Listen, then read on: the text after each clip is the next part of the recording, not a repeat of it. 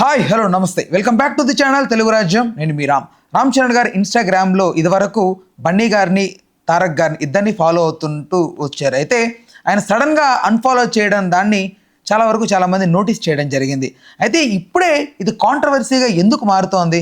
అసలు ఇదివరకు అల్లు వర్సెస్ మెగాగా ఉన్నది ఇప్పుడు మళ్ళీ తారక్ వైపు మలుపు తిరిగే అవకాశం కనపడుతోంది. అసలు దీనికి సంబంధించి ఒక మంచి వివరణ, పూర్తి విశ్లేషణ సినీ మరియు రాజకీయ విశ్లేషకులు దాసరి విజ్ఞాన్ గారిని అడిగి మరిన్ని వివరాలు తెలుసుకుందాం.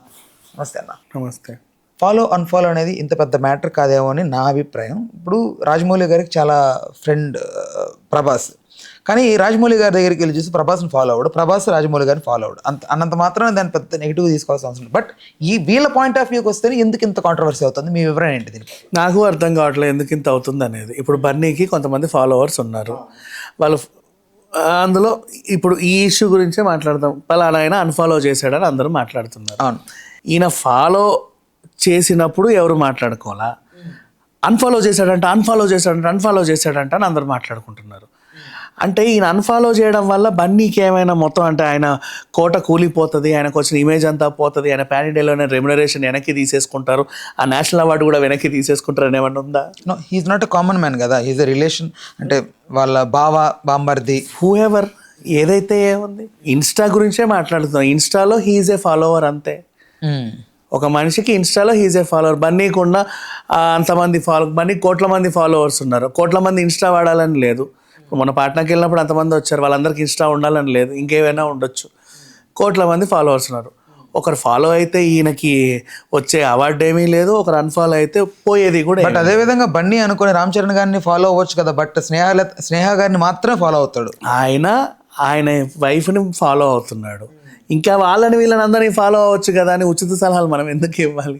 బట్ చరణ్ అలా అనుకోకుండా ఫాలో అయ్యి ఇప్పుడు అన్ఫాలో. అది నీ ఇష్టం, నీకు ఫాలో అవ్వాలని ఉంటే ఫాలో అయ్యావు, అన్ఫాలో అవ్వాలంటే అన్ఫాలో అయ్యావు. అండ్ ఇంకొకటి చెప్తాను, చరణే కాదు ఇంకా యంగ్ హీరోస్ చాలా మంది కూడా బన్నీని ఫాలో అవుతారు. ఎందుకు ఫాలో అవుతారు చాలా మంది అంటే, బన్నీ అనే ఆయన ఒక శిఖరానికి వెళ్ళిపోయాడు. మామూలు స్థాయి నుంచి, సాధారణ స్థాయి నుంచి అసాధారణ స్థాయికి ఎదిగాడు. ఇలాంటి వాళ్ళని ఫాలో అవడం పట్ల వాళ్ళకే ప్లస్. నేర్చుకుంటారు మంచి ఏంటి, చెడు ఏంటి, ఎలా ఉండాలి, ఎలా ఉండకూడదు, ఎలా ఎదగాలి, ఎలా ఒదగాలి అని. అంటే ఓన్లీ ఇన్స్టాగ్రామ్ ద్వారా అంత ఇన్ఫ్లుయెన్స్ అవ్వగలరు. ఇన్ కేస్ ఒకవేళ అంటే ఇన్స్టాలోనే కాదు, ఎలా నన్ను ఫాలో అవుతున్నారు అంటే ఫాలో అయితే తెలుసుకుంటారు, అన్ఫాలో అయితే వాళ్ళ కర్మ. ఇంకెవరైనా ఫాలో అవుతారు. ఆయనకి ఈయన దగ్గర ఇన్స్పిరేషన్ అంతా అయిపోయి ఉండొచ్చు, ఇంకా నేర్చుకోవడానికి ఏమి ఉండకపోవచ్చు. ఇంకెవరినైనా ఫాలో అయ్యి ఇంకేమైనా కొత్త విషయం నేర్చుకుందాం అనుకుంటారు. ఇప్పుడు ఆయన అన్ఫాలో అయినా ఉపాసన గారు ఫాలో చేస్తున్నారు. ఎందుకని? తను ఒక మహిళ, ఉక్కు మహిళ చెప్పాలి అంటే, మొత్తం బిజినెస్లో పెద్ద సామ్రాజ్యం అంతా చేతిలో పెట్టుకున్న ఆవిడ. అలాంటి ఆవిడ ఇంకొక మహారాజు లాగా పైకి ఎదిగిన అతన్ని ఫాలో అయితే మనకు కూడా బాగుంటుందని ఫాలో అవుతుందేమో, వీ డోంట్ నో. అతను ఫాలో అవడం not only Ram Charan, A hero అయినా సరే, బన్నీనే కాదు, బన్నీ లాంటి వాళ్ళని ఫాలో అయితే నేర్చుకునే అంశాలు బోల్డ్ ఉంటాయి, ఎదుగుదలకు పనికొచ్చే అంశాలు బోల్డ్ ఉంటాయి, కాబట్టి వాళ్ళు ఫాలో అవ్వచ్చు. అవ్వకపోతే అది వాళ్ళ ఇష్టం.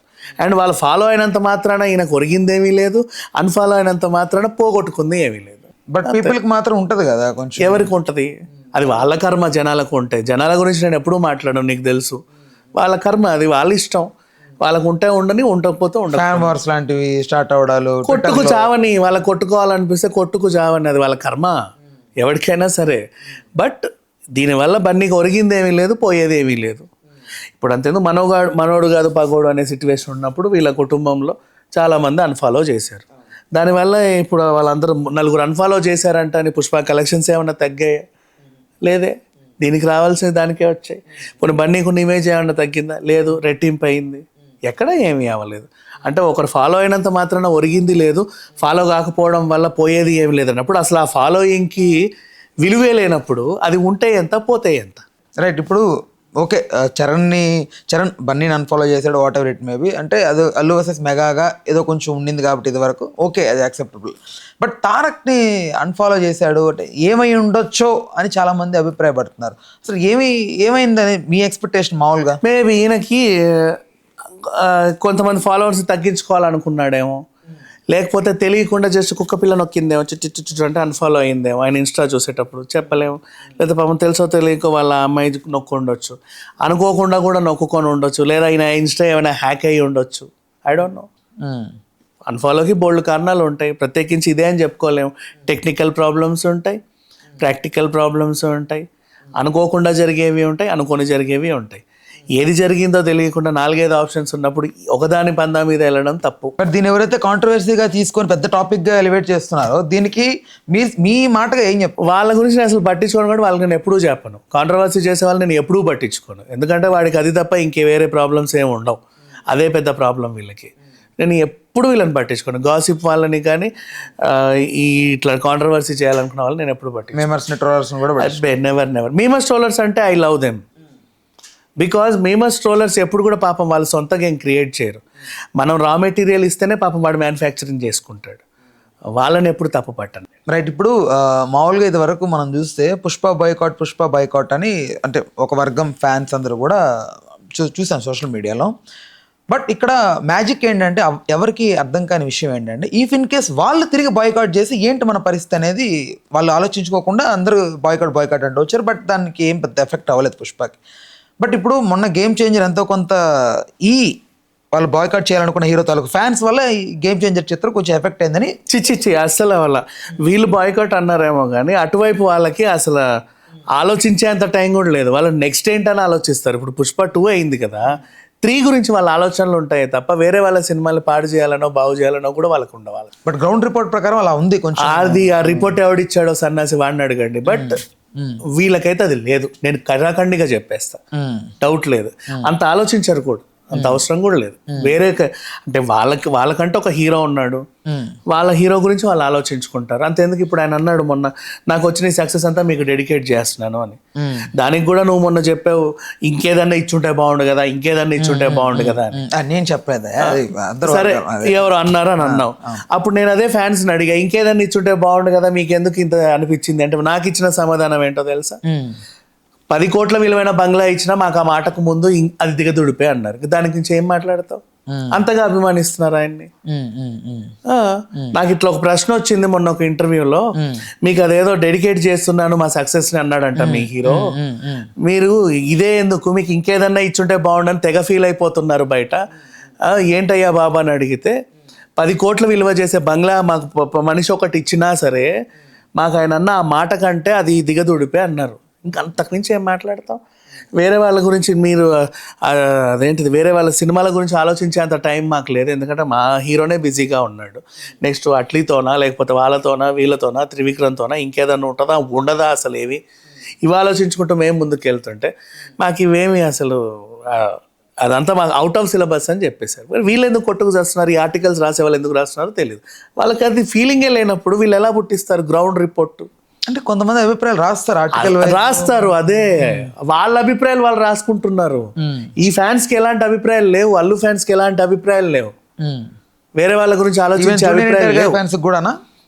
ఇప్పుడు జూనియర్ ఎన్టీఆర్ గారి ఫ్యాన్స్ ఎలా తీసుకోవాలి? జూనియర్ ఎన్టీఆర్ ఫ్యాన్స్ కూడా వేరే వాళ్ళ గురించి అభిప్రాయాలు ఏం లేవు. వాళ్ళు ఎప్పుడు జూనియర్ ఎన్టీఆర్ గురించి ఆలోచిస్తారు. వాళ్ళకి ఇప్పుడు నెక్స్ట్ వార్ 2 ఉంది, ఆ తర్వాత ఇంకోటి ఉంది NTR 31 ప్రశాంత్ నీల్ సినిమా ఉంది. ఇది ఎలా ఉంటది, అది ఎలా ఉంటది, దీన్ని ఎలా ముందుకు తీసుకెళ్ళాలి, మన స్టార్ హీరో ఎప్పుడెప్పుడు కనబడతారు వాళ్ళకి. ఇప్పుడు ప్రెసెంట్ ఉన్న ఆలోచన ఏంటో తెలుసా? ఈయన కనబడక చాలా రోజులైంది, ఎప్పుడెప్పుడు కనబడతారా అని ఉన్నాడే తప్పితే మిగతా వాళ్ళ గురించి ఆలోచించే ఇంకా బన్నీ ఫ్యాన్స్ అన్న కొంచెం రిలాక్స్గా ఉన్నారు, సినిమా వచ్చింది కాబట్టి. ఇక్కడ ఎన్టీఆర్ ఫ్యాన్స్ ఇంకా రిలాక్స్ అవ్వాలా, వాళ్ళకి ఆయన్ని ఎప్పుడు చూడాలని ఉంది. ఈ మిగతా వాళ్ళ గురించి పట్టించుకునే టైం వీళ్ళకి లేనప్పుడు ఈ గ్రౌండ్ రిపోర్ట్స్ ఎవడు రాస్తున్నాడు, ఎందుకు రాస్తున్నారు? వీళ్ళకి ఆలోచనే లేదు. అంటే ఇక్కడ ఫ్యాన్ వార్ అయ్యే అవకాశమే లేదంటారు?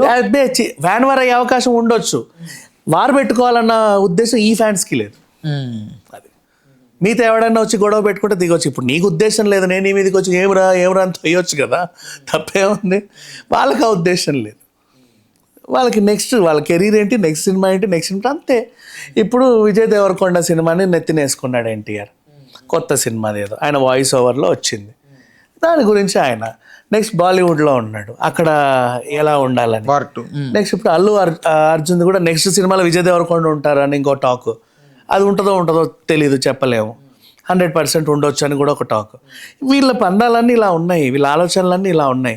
మళ్ళీ బన్నీ ఫ్యాన్స్ నిన్న చావా సినిమా వాళ్ళ హీరోయిన్ బాలీవుడ్లో ఉంది, మన శ్రీవల్లి సినిమా వస్తుంది, అది బాగుందా బాగాలేదా ఎలా ఉంది, దాని రిజల్ట్ ఏంటన్న ఆలోచనలో ఉన్నారు. ఇంత పనులలో బిజీగా ఉన్న వీళ్ళు వాళ్ళ పర్సనల్ పనులలో కూడా బిజీగా ఉన్న వాళ్ళు వేరే వాటి గురించి ఎక్స్ట్రా టాపిక్స్ గురించి ఆలోచించే టైం కానీ ఆ ఉద్దేశం కానీ వాళ్ళకి లేవు. రైట్, ఓకే అన్న, thanks for the time, thanks for information. Please do subscribe to Telugu Rajyam channel. Please do subscribe to Telugu Rajyam channel. Please do subscribe to Telugu Rajyam channel. Hi అండి, నేను మీ ఆర్పీని, నెల్లూరు పెద్దారెడ్డి చేపల పులుసు ఓనర్ని. మీరు తెలుగు రాజ్యం అనే ఈ యూట్యూబ్ ఛానల్ సబ్స్క్రైబ్ చేసుకుని మంచి మంచి వీడియోలతో వస్తారు. Thank you so much. Hi people, I'm Sonakshi Verma and you please watch Telugu Rajyam and please subscribe to the channel.